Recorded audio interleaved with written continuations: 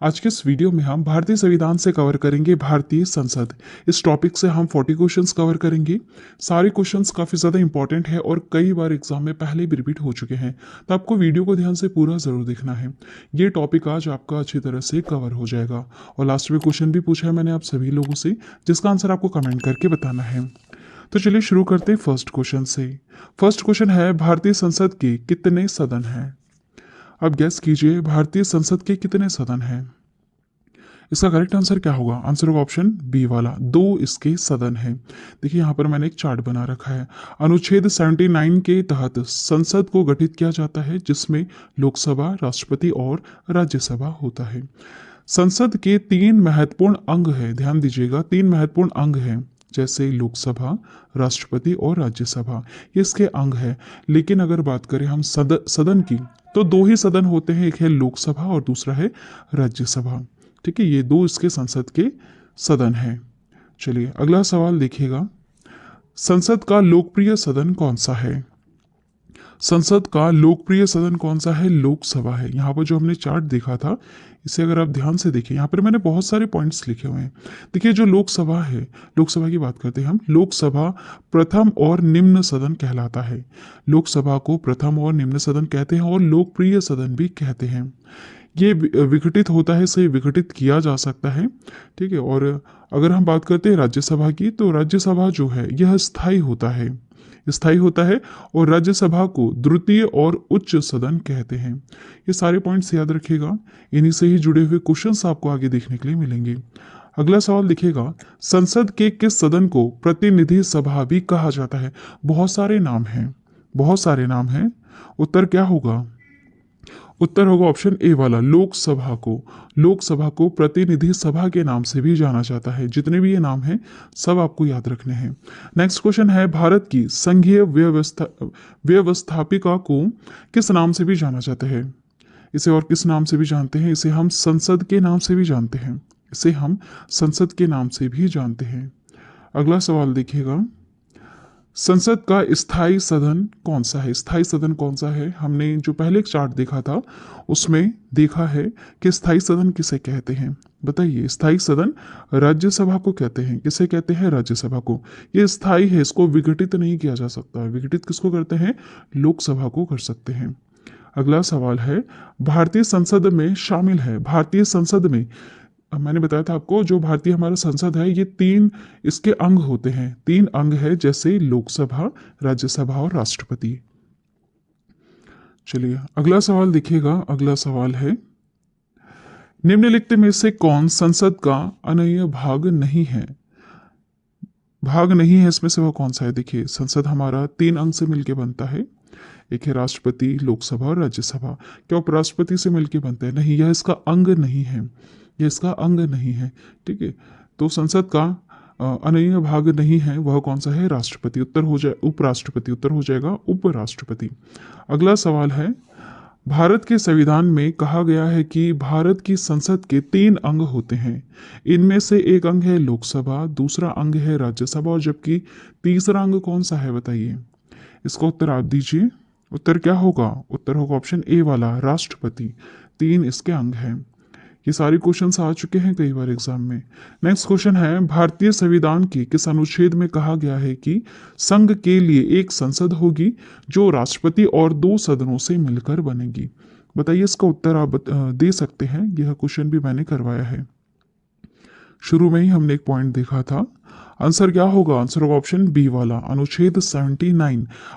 अनुच्छेद जो 79 है, इसके तहत एक संसद को गठित किया जाएगा जिसमें राष्ट्रपति और 2 सदन होंगे। ठीक है, संसद इस तरह से गठित की जाती है। नेक्स्ट क्वेश्चन है, भारतीय संसद के कितने अंग हैं? अंग की बात कर रहे हैं तो इसके 3 अंग हैं। कितने अंग है? 3 अंग है। और सदन कितने हैं? 2, एक लोकसभा और दूसरा राज्यसभा। चलिए अगला सवाल है, निम्नलिखित कथनों में से कौन सा असत्य है? कौन सा असत्य है इसमें? तो देखिए, लोकसभा को संसद का प्रथम सदन कहा जाता है, ये तो बिल्कुल सही बात है। संसद को राज्यसभा को संसद का द्वितीय सदन कहा जाता है, ये भी पॉइंट सही है। राज्यसभा एक अस्थायी सदन है, क्या अस्थायी सदन है? नहीं, यह स्थायी सदन है। लोकसभा संसद का लोकप्रिय सदन है क्या? जी हाँ, ये भी सही है ना। तो यहाँ पे अस्थायी की जगह क्या होना चाहिए था? स्थायी होना चाहिए था, तो ये पॉइंट सही होता। तो आपसे यही पूछा है कि इनमें से कौन सा कथन असत्य है, वह है सी वाला।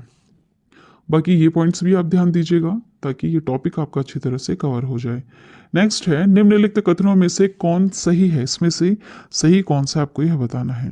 सारे पॉइंट्स क्लियर करते हैं। देखिए, लोकसभा भारतीय जनता की प्रतिनिधि सभा है क्या? जी हाँ।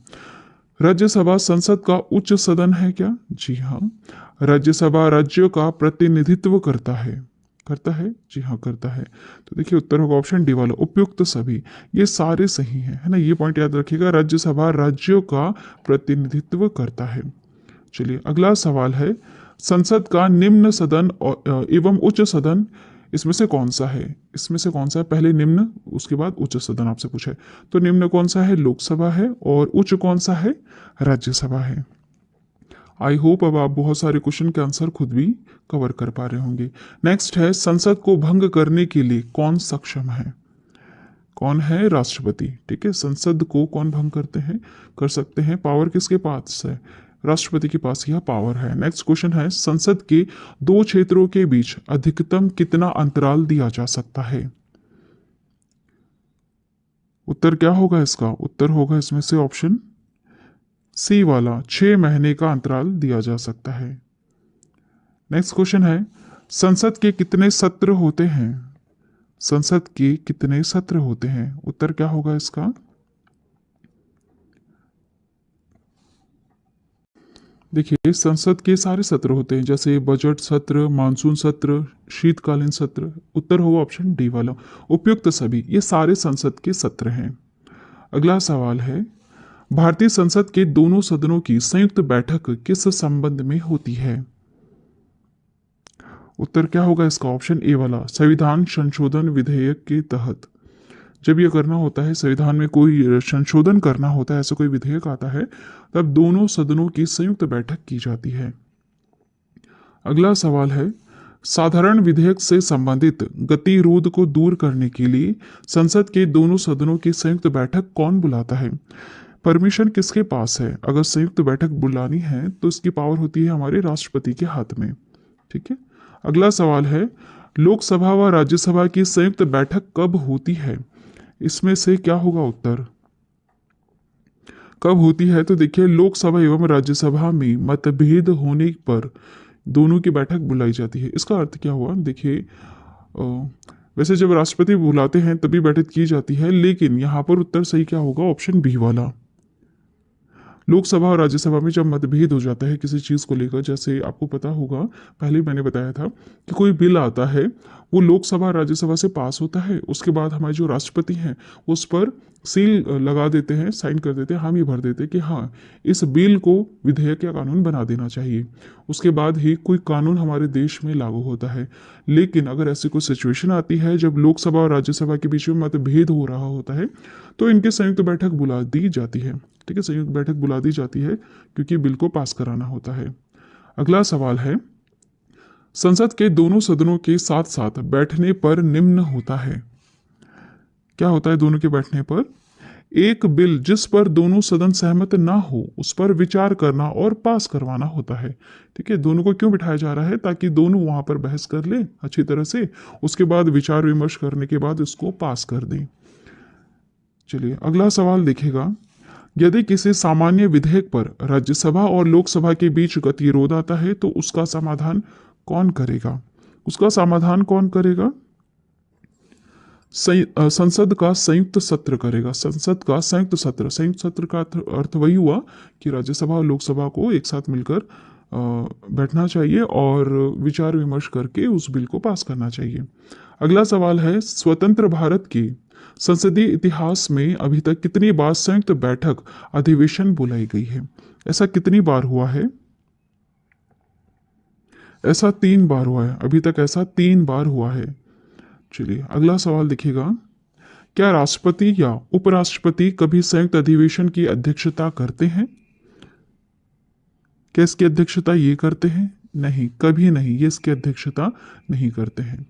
अगला सवाल है, संसद के दोनों सदनों के संयुक्त अधिवेशन की अध्यक्षता फिर कौन करता है? कौन करता है इसकी अध्यक्षता? लोकसभा अध्यक्ष करते हैं। कौन करते हैं? लोकसभा के अध्यक्ष करते हैं। नेक्स्ट क्वेश्चन है, संसद के संयुक्त बैठक को कौन संबोधित करता है? कौन करता है? उत्तर होगा ऑप्शन डी वाला, राष्ट्रपति। संसद के संयुक्त बैठक को कौन संबोधित करता है? संबोधित की बात हो रही है तो राष्ट्रपति इसको संबोधित करते हैं, लेकिन अध्यक्षता कौन करता है? लोकसभा अध्यक्ष। अगला सवाल है, भारत की संसद के दोनों सदनों की संयुक्त बैठकें किसके लिए आयोजित की जाती है? इसमें से क्या होगा उत्तर?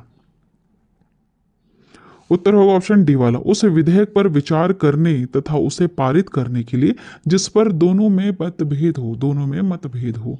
ठीक है, चलिए अगला सवाल है, संसद के संयुक्त अधिवेशन में विधेयक पारित होता है, विधेयक पारित होता है, देखिए इसका उत्तर होगा ऑप्शन सी वाला, दोनों सदनों के कुल उपस्थित तथा मतदाता सदस्यों के सामान्य बहुमत द्वारा इसे पारित किया जाता है। अगला सवाल है, संविधान संशोधन प्रस्ताव के संबंध में दोनों सदनों में मतभेद होने की स्थिति में क्या होता है? इसमें प्रस्ताव गिर जाता है। ठीक है, अगर दोनों में आपसी समझदारी की वजह से अगर यह बिल पास नहीं हो रहा है तो ऐसे में क्या होगा? कब तक बहस चलेगी? ज़्यादा बहस नहीं खींच सकते, इसलिए प्रस्ताव गिर जाता है। ठीक है, चलिए अगला सवाल है, संसद की कार्यवाही सूची में प्रथम विषय क्या होता है? जब कार्रवाई होती है तो वो जो प्रथम विषय होता है वह क्या होता है? वह प्रश्नकाल होता है। प्रथम विषय क्या होता है? प्रश्नकाल होता है। अगला सवाल है, संसद के किसी सदस्य की सदस्यता तब समाप्त समझी जाती है यह यदि वह बिना सदन को सूचित किए कितने दिन के लिए उपस्थित रहता है? उत्तर क्या होगा इसका? उत्तर होगा ऑप्शन ए वाला, 60 दिन के लिए। अगर 60 दिन तक वह नहीं आता है संसद में तो उसकी सदस्यता समाप्त समझी जाती है। अगला सवाल है, एक वर्ष में कम से कम कितनी बार संसद की बैठक होना आवश्यक है? कम से कम 2 बार, है ना, 2 बार इसकी बैठक होना तो आवश्यक है। अगला सवाल है, निम्न विधेयकों में से किसका एक भारतीय संसद के दोनों सदनों द्वारा अलग अलग विशेष बहुमत से पारित होना आवश्यक है? ऐसे बहुत सारे विधेयक होते हैं, वित्त विधेयक, संशोधन विधेयक, धन विधेयक, साधारण विधेयक, तो इनकी भी अलग अलग प्रोसेस होती है। किसी को लोकसभा में पास करवाना जरूरी है, किसी को राज्यसभा में पास करवाना जरूरी है, तो किसी विधेयक को दोनों में पास करवाना जरूरी है, ऐसा भी है। इसका उत्तर होगा ऑप्शन डी वाला, संविधान संशोधन विधेयक। इसे भारतीय संसद के दोनों सदनों द्वारा अलग अलग विशेष बहुमत से पारित करवाना आवश्यक होता है। अगला सवाल है, संसदीय प्रणाली वाली सरकार को अन्य किस नाम से भी जाना जाता है? इसमें से सही उत्तर गैस कीजिए आप। इसका उत्तर होगा ऑप्शन सी वाला, संघीय सरकार। संसदीय प्रणाली वाली सरकार को संघीय सरकार के नाम से भी जाना जाता है। अगला सवाल है, भारत की पार्लियामेंट संसद का उद्घाटन कब हुआ था? कब हुआ था? इसका उत्तर होगा ऑप्शन बी वाला, 1927 में भारत की पार्लियामेंट संसद का उद्घाटन हुआ था। अगला सवाल है, संसद के दोनों सदनों का सत्रावसान कौन करता है? कौन करता है? हमारे राष्ट्रपति करते हैं, है ना। चलिए अगला सवाल है, संसद के किन सदस्यों को गैर सरकारी सदस्य कहा जाता है? इसका उत्तर होगा ऑप्शन बी वाला, मंत्री के अलावा अन्य प्रत्येक सांसद को गैर सरकारी सदस्य कहते हैं। अगला सवाल है, भारत सरकार के निर्णय अनुसार संसद का एक सदस्य अपने क्षेत्र के विकास कार्यक्रमों के लिए, विकास करने के जो भी कार्यक्रम हैं, इसके लिए कितनी राशि खर्च कर सकता है? कितनी राशि खर्च कर सकता है? तो 5 करोड़ कर सकता है। कितनी? 5 करोड़। चलिए अगला सवाल देखिएगा, किसी संसद सदस्य की अयोग्यता के संदर्भ में निर्णय कौन करता है? कौन करता है? हमारे राष्ट्रपति करते हैं। किसी संसद सदस्य की अयोग्यता के संदर्भ में निर्णय कौन करता है? हमारे राष्ट्रपति करते हैं। नेक्स्ट क्वेश्चन है, भारत की संचित निधि से धन निर्गम पर किसका नियंत्रण होता है? किसका नियंत्रण होता है? हमारी संसद का नियंत्रण होता है। धन को कैसे यूज करना है, किसको कितना देना है, कहाँ पर लगाना है, इस पर किसका नियंत्रण है, हमारी संसद का। चलिए आज की वीडियो में इतना ही। लास्ट में क्वेश्चन मैंने आपसे पूछा है जो करंट अफेयर से रिलेटेड है, जिसका आंसर आपको अभी कमेंट करके बताना है। आंसर नहीं पता है तो आप सर्च करके कमेंट कीजिए। क्वेश्चन है, 8वीं भारत थाईलैंड डिफेंस डायलॉग का आयोजन कहाँ किया गया? 8वीं भारत थाईलैंड डिफेंस डायलॉग का आयोजन कहाँ किया जा रहा है, आपको कमेंट करके बताना है। चलिए आज की वीडियो में इतना ही। संसद से जुड़े हुए हमने यहाँ पर 40 क्वेश्चंस देखे हैं। सारे क्वेश्चंस काफ़ी ज़्यादा इंपॉर्टेंट है और कई बार एग्जाम में आ चुका है। आई होप आज का ये जो टॉपिक है आपका अच्छी तरह से क्लियर हो गया होगा। अगर आपको वीडियो पसंद आई है तो चैनल को अभी सब्सक्राइब करें, बेल नोटिफिकेशन आइकन पे ऑल प्रेस ज़रूर कर दें। जब भी हम एक न्यू वीडियो अपलोड करेंगे तो एक नोटिफिकेशन आपके पास पहुंच जाएगा। Thank you.